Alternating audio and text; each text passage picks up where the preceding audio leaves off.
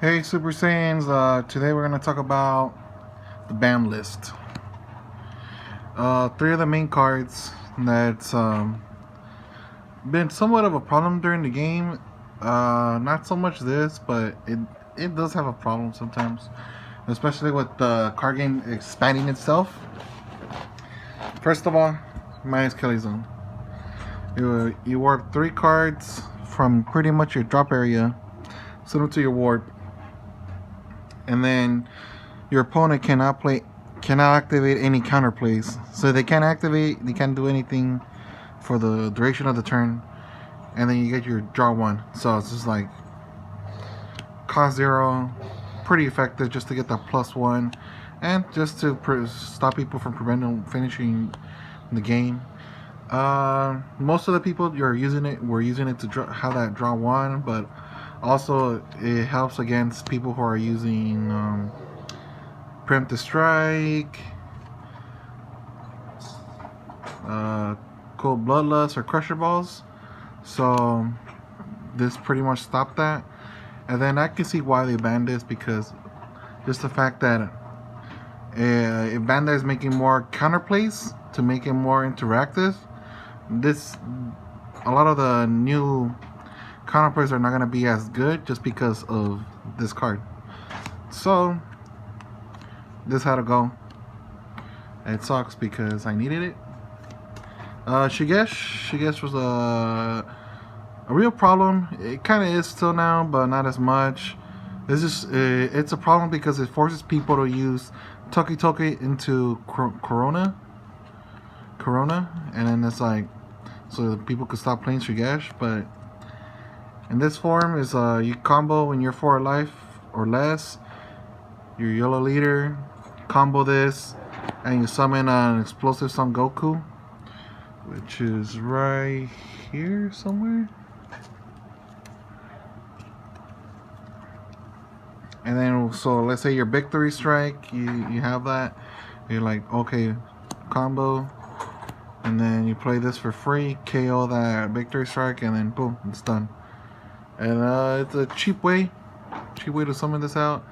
It was really good, but at the same time, it was really annoying because people invested in so much for a big play just to push, and it was called an auto win, and no, they didn't even get a chance to do it because that card was a big problem. And then it take up space for playing Corona. That's like 3 slots just to prevent this. So it's a good card. It could just pretty much any Saiyan card with the cost of 3 or less being played. So you cheat out and use it for free. And then also it's really good with Path of Greatness on Goku. So you could go to the Height of Mastery into Victory Strike. It's a great way to cheat it out, you know, for free on your turn 4, and then tap 4. And boom. And not even that, it's like turn 3. Before your turn 4, you're defending, combo, play the Path of Greatness for free, and then you're just like, okay, you draw 1. So technically you don't really lose a draw.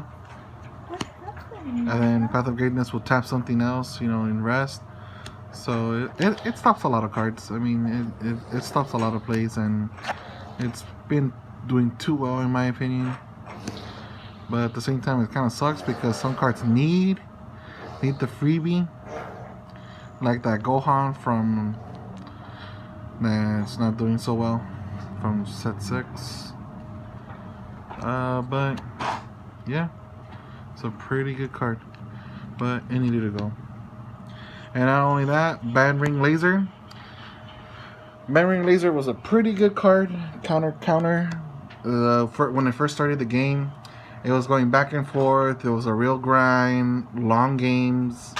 Just for game 1, it'll be over 30 minutes, or it'll be intensive, just like those Super Shenron long games before I got rotted. And then yeah. But nowadays, this is really good with the yellow builds, because it's just, I'm going in for Victory Strike, just for those decks with Victory Strike. For that example, you're investing so much and you have 1 free slot, and you're like, okay, your opponent negates, you're like, bad ring. So you're guaranteed the auto win. And then this helps you so much, and it enables so many players. And then it was really abused in those decks just because you want to win.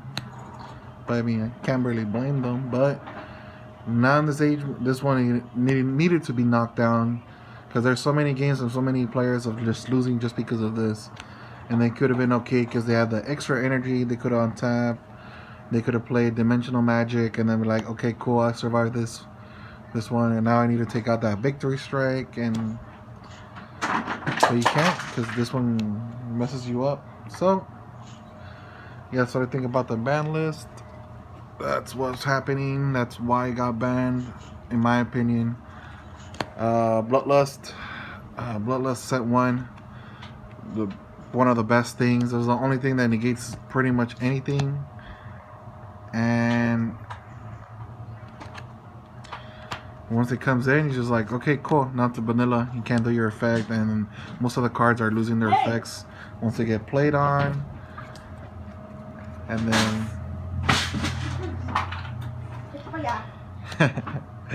Maya, stop messing around. And then yeah, but I mean, with this one, it was a pretty big deal because it's just the fact this is type 1 and it stops everything. Stops your play, stops Scientist Food, stops your a lot of the cards that just come in, and it's just not a good thing. But it got limited. It's not banned, but it's limited. So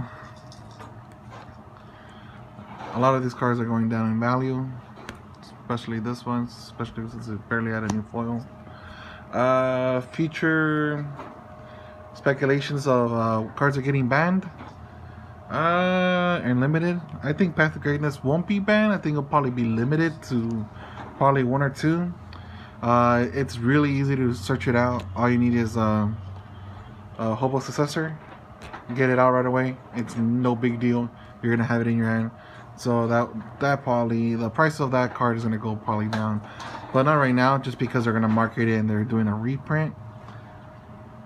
And I think the whole thing with the Path of Greatness is not really a problem. To be honest, the more of a problem is the Height of Mastery. Height of Mastery is the biggest problem in the game. When I first started playing, since the Height of Mastery was when it first came out, it was the biggest card that I thought it was so underrated. No one was really playing it except for those diehard Goku fans like me when I was playing the Lineage. And it was really good. Tap 3 and it just dual attack, triple strike, and it was just ridiculous. It's just like, okay, your back energy tapped, your blocker tapped. I'm going to swing 3 times, waste your whole hand. It's like, okay, cool, try to kill me now. And then if you, that's if you didn't kill him. So, and then you still had to wait. You find a way to how to kill that, waste all your resources just to kill it, and then still struggle to survive while you're getting another one summoned. So yeah, that's pretty much it. Janemba's not a problem. Pretty fair. Sucks. It's too slow.